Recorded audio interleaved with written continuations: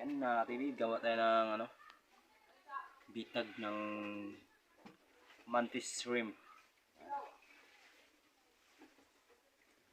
Para makagawa tayo ng bitag.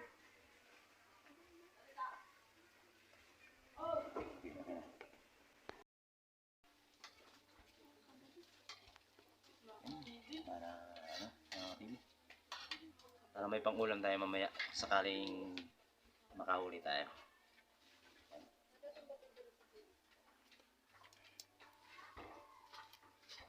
So,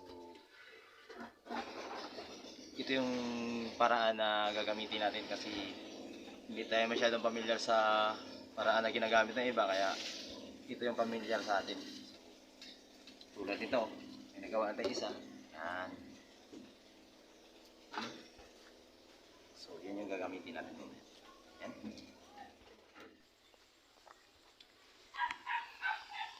Yan guys. Malaking mantaha guys. Ating lulutuin guys. Kasi wala kaming ulam guys. Ayan mga ka-TV. Ang laki sana. Sana lang. Kaya lang din natin na-videohan kung paano kunin. Dahil wala tayong underwater video. Kaya yan. So, dito ko na lang siya videohan sa taas. At habang isasalang lulutuin. Yan. Mantis shrimp. Yan mga ka-TV.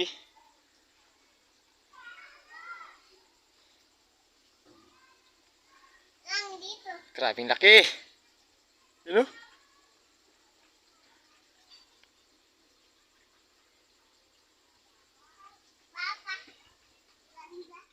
Yan. Yay! May ulam na naman kaming ganito. Yan. Grabe. Pumapalag-palag.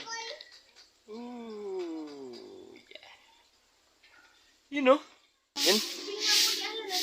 Lagyan natin sa kaldero. You know?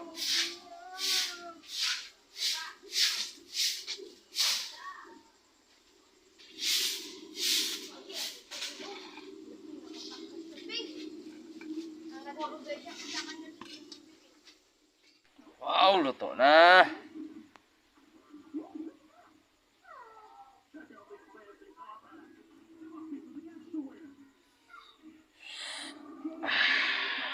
Alright, ready na sila.